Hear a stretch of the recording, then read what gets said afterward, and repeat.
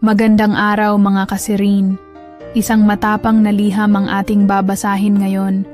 Kwento ng tiwala, pagtataksil at paglaban. Mula ito kay Hera, isang babaeng natutong ipaglaban ang sarili. Makinig kayong mabuti dahil may aral tayong mapupulot dito. Ito na ang kanyang liham. DJ Serene, alam kong maraming kwento na ang nabasa at narinig mo.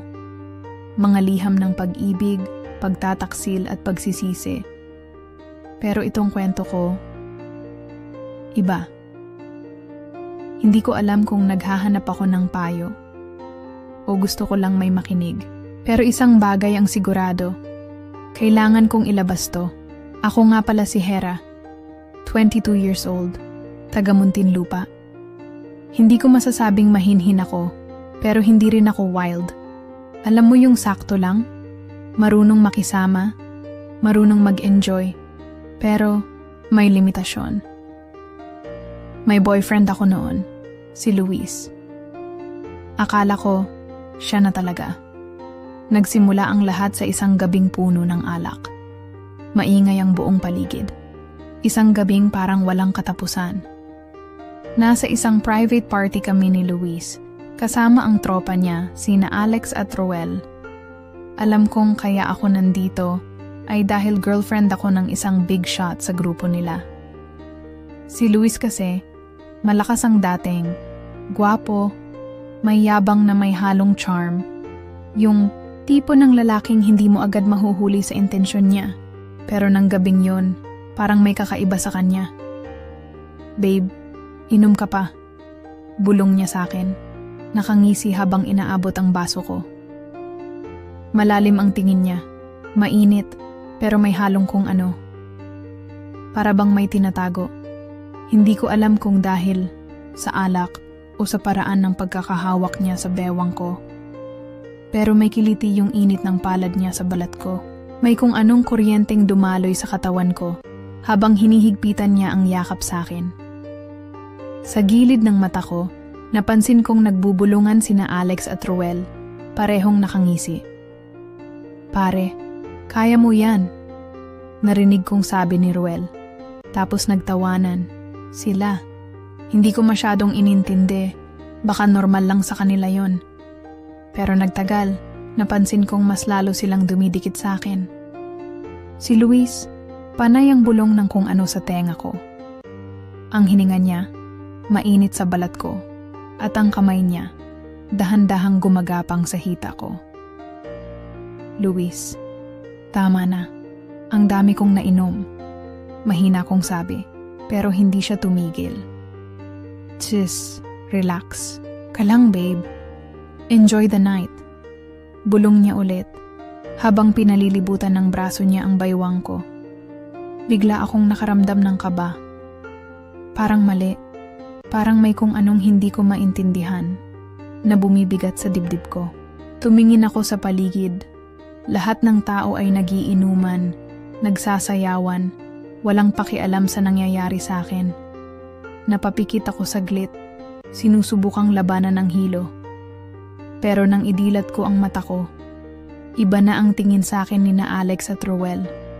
Hindi lang basta tingin, parang may balak. At doon nagsimulang lumamig. Hindi ko alam kung ilang minuto na akong nakaupo sa gilid ng kama. Mabigat ang ulo ko, parang umiikot ang buong mundo. Mainit ang katawan ko, pero hindi ko alam kung dahil sa alak o sa takot na unti-unting gumagapang sa akin. Sa isip ko, pilit, kung binabalikan ang mga nangyari bago ako napunta rito. Ano nga ba ang huling bagay na naaalala ko? Maingay pa rin ang party. Ang tunog ng basag-basagang tawanan, ang musika na dumadagundong sa loob ng bahay. Lahat yon ay parang malalabo. Nang alaala sa utak ko. Si Luis, yakap-yakap ako, hawak ang isang basong may natitirang alak. Last shot, babe. Aniya, idinidikit ang labi niya sa tenga ko. Para mas enjoy. Napatingin ako sa kanya. Malalim ang tingin niya. May kung anong init sa mga mata niya na noon ko lang napansin. Para akong kinuryente sa titig niya. Alam kong may tama na ako, pero hindi ko matanggihan ang basong hawak niya. Dahan-dahan kong nilagok ang alak. Matapang. Mas matapang kaysa sa mga nauna kong nainom. Parang may halong, kung ano, mapait pero may init na mabilis kumalat sa katawan ko. Saglit akong napapikit. Sobrang bigat na ng pakiramdam ko. Pagdilat ko, napansin kong may nagbago sa paligid. Ang mga mata ni na Alex at Ruel nakatutok sa akin. May kung anong bumabaga sa titig nila. Si Luis, nakangisi lang. Hinahaplos ang braso ko. Nakakagigil ka? Babe, bulong niya. Habang mas lalo akong hinahatak papalapit sa kanya, gusto kong magsalita. Gusto kong sabihing tama na, pero hindi ko magawa. Ang katawan ko, parang unti-unting bumibigay, parang hindi na sumusunod sa isip ko. Narinig kong bumulong si Alex kay Luis. Ano pre? Tayo na ba? Halos hindi ko naintindihan ang sagot ni Luis, pero naramdaman ko ang biglang pagyakap niya sa akin. Dito muna tayo, babe. Mas masarap pag-relax ka lang. Hindi ko alam kung bakit, pero may gumapang na takot sa dibdib ko. Luis, mahina kong sambit, pero dumaan lang yun sa hangin. Mabigat ang talukap ng mga mata ko. Ang ingay ng paligid ay unti-unting lumabo. Naging pabulong na tunog. Parang tunog ng alon na lumalayo.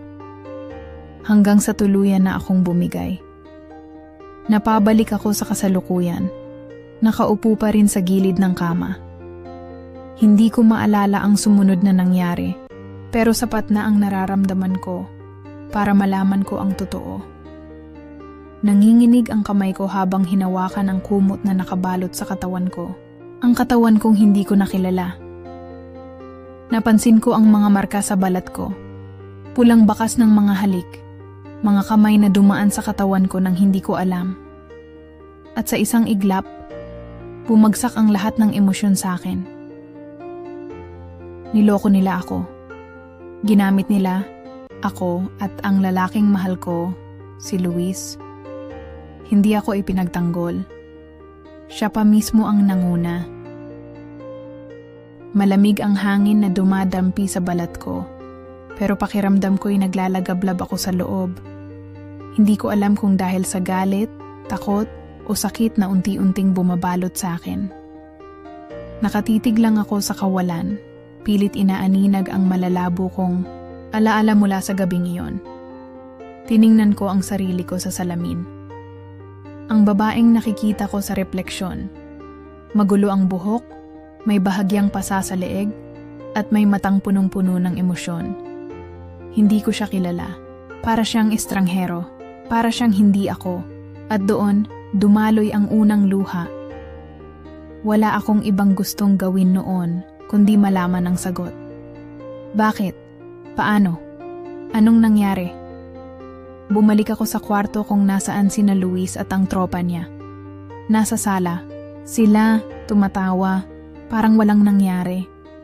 Para bang hindi ako ang babaeng halos hindi makatayo sa sariling bigat. Luis, tawag ko, nanginginig ang boses. Napatingin siya sa akin, pero hindi siya nagulat. Hindi siya mukhang guilty. Mas lalo lang lumakas ang kaba ko. Oh, gising ka na pala, babe. Anya, nginungusuan pa ako. Okay ka lang? Okay? Okay ka lang? Parang gusto kong isigaw ang lahat ng tanong ko, pero hindi ko magawa. Lumapit ako sa kanya, pilit na hindi ipinapahalata ang panginginig ng mga kamay ko. Anong nangyari kagabi? Mahina kong tanong, pero may diin. Si Alex ang unang tumawa, sumandal pa sa sofa at siniko si Luis. Solid yung trip mo kagabi, pre. Ang init pala ni Hera. Napanganga ko. Tumawa lang si Ruel, saka humigop ng alak sa baso niya. Alam mo yun, bro? Wild si baby girl mo, dagdag pa niya. Parang tinadyakan ng dibdib ko. Hindi. Hindi to nangyayari. Tumingin ako kay Luis, umaasang itatama niya ang sinabi ng mga kaibigan niya. Umaasang ipagtatanggol niya ako. Pero ang sumunod niyang ginawa, tuluyang nagpabagsak sa akin. Hinila niya ako paupo sa tabi niya. Malakas. Halos mapunit ang damit ko. Pagkatapos ay inilapit niya ang labi niya sa tenga ko. "Huwag ka na kasing mag-inarte, babe." Bulong niya. Mahigpit na hinawakan ang kamay ko. "Lasing ka kagabi, oo. Pero nag-enjoy ka naman, 'di ba?" Para akong sinampal sa sinabi niya. "Luis," mahina akong sambit, pero putol ang bawat salita. Tiningnan ko silang tatlo, ang mga lalaking pinagkatiwalaan ko, ang lalaking minahal ko. Lahat sila nakangisi, parang may alam silang. Ako lang ang hindi nakakaalam. Doon ko lang naramdaman kung gaano ako kaawa-awa, doon ko lang napagtanto. Isa lang akong laro sa kanila. At sa larong to, talo ako. Pakiramdam ko, wala akong bigat. Parang lumulutang ako sa isang espasyong hindi ko maintindihan. Parang nandito ako pero wala. Tulala lang ako, nakatitig sa basong hawak ni Roel habang umiikot-ikot ang alak sa loob. Nasa harapan ko sila, nakangisi, nagbubulungan, at panay ang tawanan. Para akong multo sa tabi nila, isang presensya na hindi na mahalaga. Pero sa loob-loob ko, may apoy. Hindi ko palang alam kung paano ito sisiklab. Pinilit kong bumangon mula sa kinauupuan ko. Gusto kong lumabas, gusto kong lumayo, pero pakiramdam ko'y nakabaon ako sa upuan. "Luis?" Halos pabulong kong tawag sa pangalan niya. Pilit na isinasalansan ang mga salitang gustong kumawala sa bibig ko. Tiningnan niya ako, pero walang bakas ng pag-aalala sa mukha niya. Bagkus, nag-inat lang siya, parang wala lang, at saka ngumisi. "Relax ka lang, babe," anya. Saka lumingon kina Alex at Roel na parehong tumatawa. Mukhang di matanggap ni baby girl yung nangyari kagabi. Nalaglag ang puso ko sa sinabi niya. "Luis, anong ibig mong sabihin?" Tumawa si Alex saka sumandal sa sofa. "Ayaw pang umamin, bro. Tingin mo ba talaga gusto ka ni Luis?" Singit ni Roel, naglalaro ng baso sa kamay niya. "Sa tingin mo, seryoso siya sa'yo?" Bigla akong nilamig. Ilang segundo akong hindi nakapagsalita. Pilit iniintindi ang bawat salitang sinabi nila. Dahan-dahang tumayo si Luis. Lumapit sa akin at saka yumuko para titigan ako ng malapitan. "Hera," bulong niya, malambing pa ang tono. "Pustahan lang to." Para akong binuhusan ng yelo. Ano?" Muling tumawa si Alex.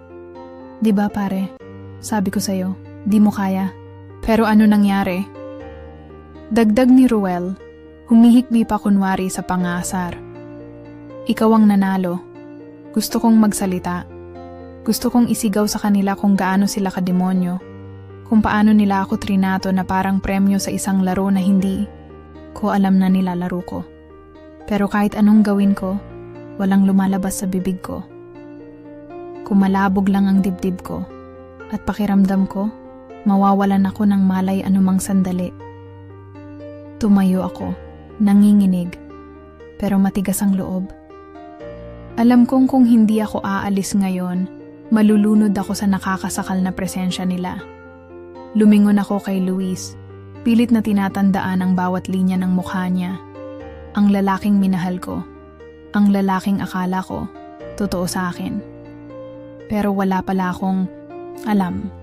Humakbang ako palayo, hindi ko na narinig kung may sinabi pa sila. Ang tanging naririnig ko lang ay ang tunog ng pintuang bumagsak sa likuran ko. Sa gabing yon, naglaho ang babaeng dati kong kilala. At sa gabing yon, ipinangako kong babalik ako, hindi para humingi ng sagot, kundi para iparamdam sa kanila kung paano maging talo sa larong sila mismo. Nakahiga ako sa kama, nakatitig sa kisame. Ilang oras na akong gising, pero hindi ko magawang bumangon. Pakiramdam ko, ang bigat ng buong katawan ko. Parang may nakadagan sa dibdib ko. Isang bagay na hindi ko kayang alisin gaano man ako magsumikap. Sa loob ng kwarto ko, walang ingay, walang musika, walang tawanan, walang halakhak ng mga taong akala ko ay mga kaibigan ko. Tanging tibok lang ng puso ko ang naririnig ko. Mabilis, magulo, at puno ng hinanakit. Napuno ng galit at pagsisisi ang puso ko. Paano ko hinayaang mangyari? To? Naramdaman kong may luha ng tumutulo sa gilid ng aking mata. Hindi ko na napigilan. Hinayaan ko lang. Bumangon ako at humarap sa salamin. Hindi ko gusto ang babaeng nakikita ko. Magulo ang buhok, namamaga ang mga mata, at may bakas ng sakit sa bawat guhit ng mukha niya. Ako ito. Pero bakit parang hindi ko nakilala ang sarili ko? Sinisisi ko ang sarili ko. Bakit ako uminom ng sobra? Bakit ako nagtiwala? Bakit hindi ko nakita ang totoong motibo nila? Bumagsak ang kamay ko sa lamesa. Halos mabasag ang mga bote ng pabango at pulbos na nakapatong doon. Hindi ko alam kung galit ako sa kanila o mas galit ako sa sarili ko. Pero sa kabila ng lahat, alam kong hindi ako ang may kasalanan. Biktima ako, isang babae na pinaglaruan at pinagsamantalahan ng mga taong pinagkatiwalaan ko. At ngayon, may dalawang pagpipilian lang ako. Manahimik at magpanggap na walang nangyari o lumaban at humingi ng hustisya. Ipinikit ko ang mga mata ko at huminga ng malalim ang sakit ng alaala ng gabing iyon. Pero mas masakit ang ideya na wala akong gagawin tungkol dito. Kinuha ko ang cellphone ko. May isang tao lang akong gustong tawagan. Ilang saglit lang, sinagot niya. Hera? Boses ng matalik kong kaibigan, halatang nag-aalala. Anong nangyari? Dun ko tuluyang hindi napigilan ang hikbi ko. Nina. Halos hindi lumabas ang boses ko. Tulungan mo ako. Sa sandaling iyon, alam kong tapos na ang pagkatali ko sa nakaraan at magsisimula na ang laban ko. Nakatayo ako sa harapan ng isang pamilyar na lugar, ang tambayan nila Luis. Ilang beses na akong dumaan dito noon, pero ngayon, iba ang pakiramdam. Ang dating lugar kung saan ako tumatawa at nagkukwento kasama siya, ngayon ay parang isang battlefield na kailangan kong pasukin. Humigpit ang hawak ko sa strap ng bag ko. Alam kong wala nang atrasan to. Sa tabi ko, nasa likod lang si Nina. Siya ang unang nakakaalam ng lahat ng nangyari. Ang una kong sinabihan ng katotohanan. Ang unang naniwala sa akin. Kaya mo to, Hera. Mahina niyang sabi. Wala kang ginawang mali. Tumango ako kahit nanginginig pa rin ang katawan ko. Hindi ko alam kung takot ba to o galit o baka pareho. Pagpasok ko sa loob, naabutan kong magkakasama sina Luis, Alex at Roel. Tumatawa sila. May hawak pang alak si Alex. Habang si Roel naman ay nakasandal sa sofa. May hawak na cellphone. Si Luis, nang makita niya ako, bahagyang kumunot ang noo niya. Hera? Anya, tila nagtataka. Anong ginagawa mo rito? Hindi ako sumagot agad. Sa halip, dahan-dahan akong lumapit.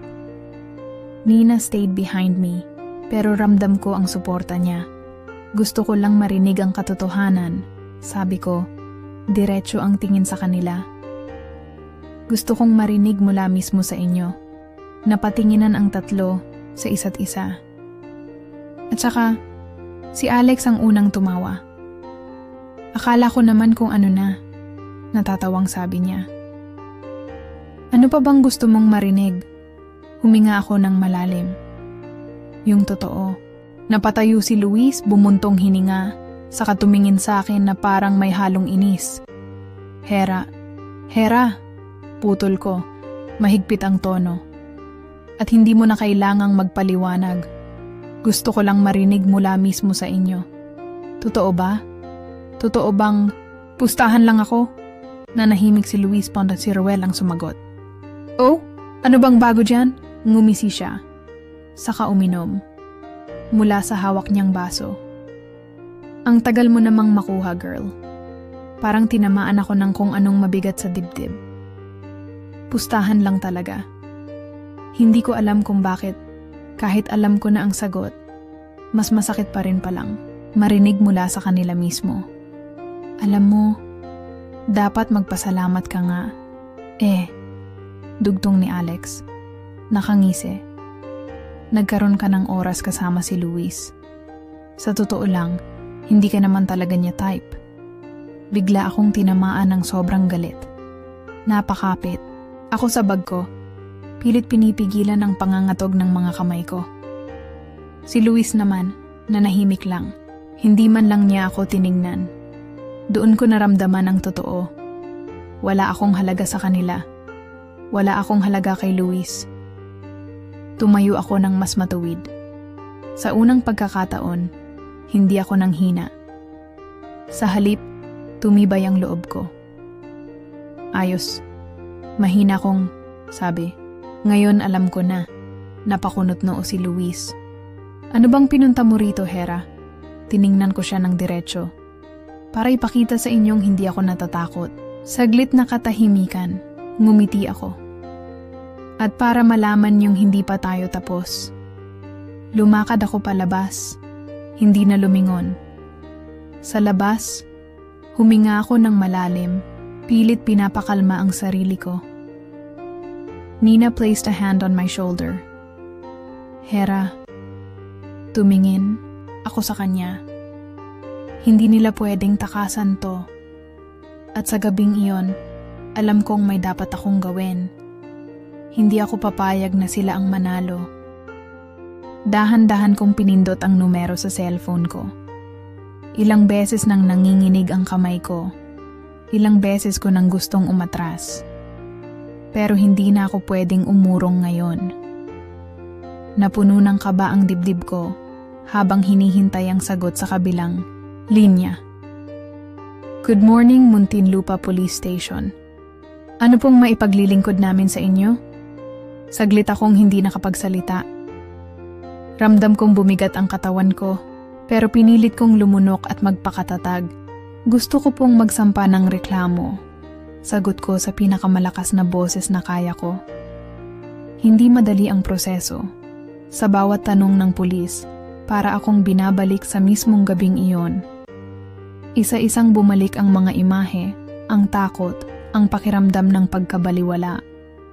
Sigurado ka bang gusto mong ituloy ito? Tanong ng isang opisyal. Baka mahirapan ka sa proseso. May mga kakaharapin kang pagsubok. Alam kong ang ibig niyang sabihin, hindi lang ito laban sa 3 lalaking nanakit sa akin. Laban ito sa mga taong hindi maniniwala, sa mga huhusga, sa mga magsasabing kasalanan ko ito. Pero alam ko rin na hindi na ako pwedeng manahimik. Oo, sagot ko. Matigas ang boses. Ipaglalaban ko ang sarili ko. Mabilis na kumalat ang balita. Sa loob ng ilang araw, nalaman ng halos buong eskwelahan, ng mga dati kong kakilala, at ng mga taong hindi ko kilala ang tungkol sa ginawa ko.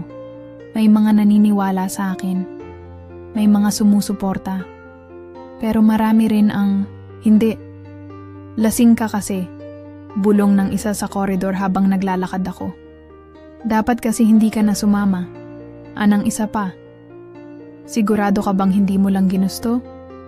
Pinikit ko ang mga mata ko. Huminga ako ng malalim. Hindi nila alam ang buong kwento. Hindi nila alam kung gaano kasakit, kung gaano kahirap. Pero hindi ko kailangang ipaliwanag ang sarili ko sa kanila. Hindi ako nagkamali sa paglaban. Nalaman ko mula sa pulis na tinawagan na sina Luis, Alex at Roel para sa investigasyon. At dito, lumabas ang tunay nilang kulay. Si Luis, ang dating lalaking matamis magsalita, ngayoy desperadong umiwas sa responsibilidad. Hindi totoo yan, sigaw niya sa presinto. Ginusto niya rin yun. Si Alex at Roel, pilit na pinagtatakpan ng sarili. Kami pa ngayon ang masama? Singhal ni Ruel. Kung talagang ayaw niya, bakit hindi siya umalis? Para bang isang matinding dagok sa akin ang marinig yon, pero hindi ako natinag kasi alam ko ang totoo at hindi na nila ako kayang patahimikin. Mula sa kabilang dulo ng kwarto, nagtagpo ang tahimik akong nakaupo sa loob ng korte. Nakatitig sa harapan habang hinihintay ang hatol. Ramdam ko ang malamig na simoy ng aircon sa loob, pero hindi nito naibsan ang init ng kaba sa dibdib ko. Sa gilid ng mata ko, nakita kong nakayuko si Luis. Si Alex at Ruel naman, parehong mukhang balisa, walang masabi. Hindi na sila katulad ng mga lalaking mayabang at kumpiyansang hinarap ako noon.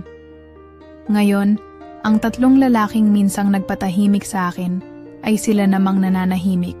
Sa kasong isinampa ni Giyang Naranjera Santiago laban kina Luis Ramirez, Alex Cruz at Ruel Mendoza.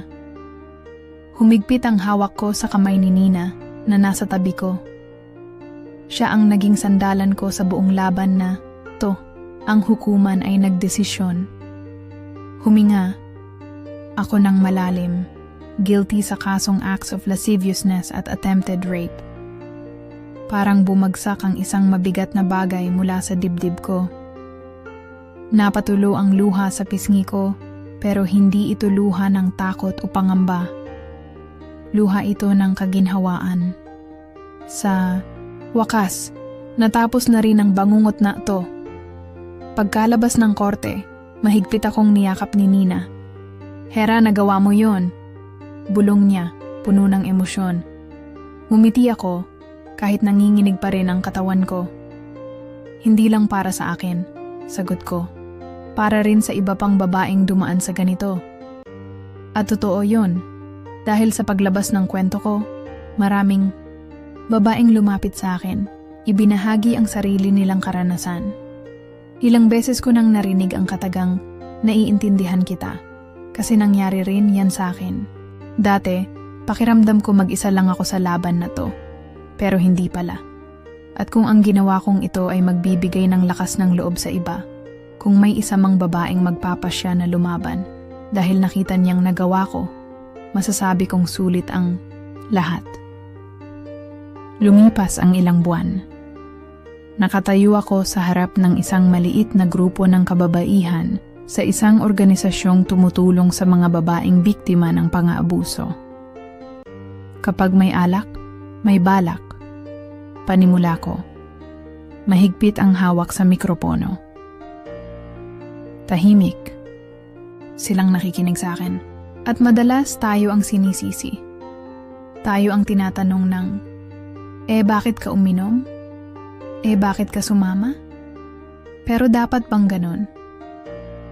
Dapat bang sa atin ibunton ang sisi, sa halip na sa mga lalaking hindi marunong rumespeto?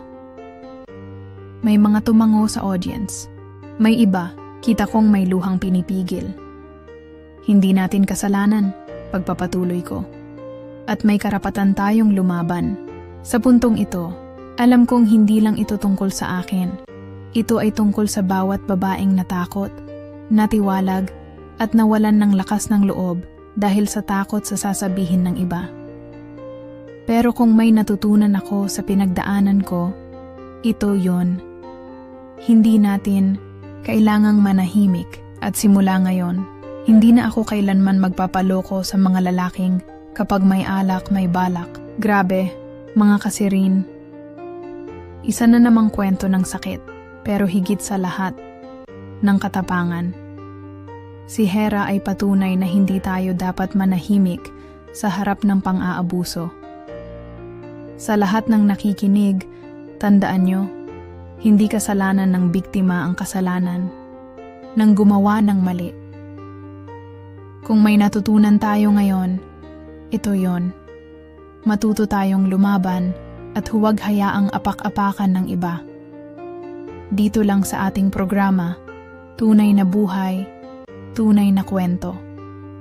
Hanggang sa susunod, ako si DJ Serene, laging nandito para makinig sa inyo.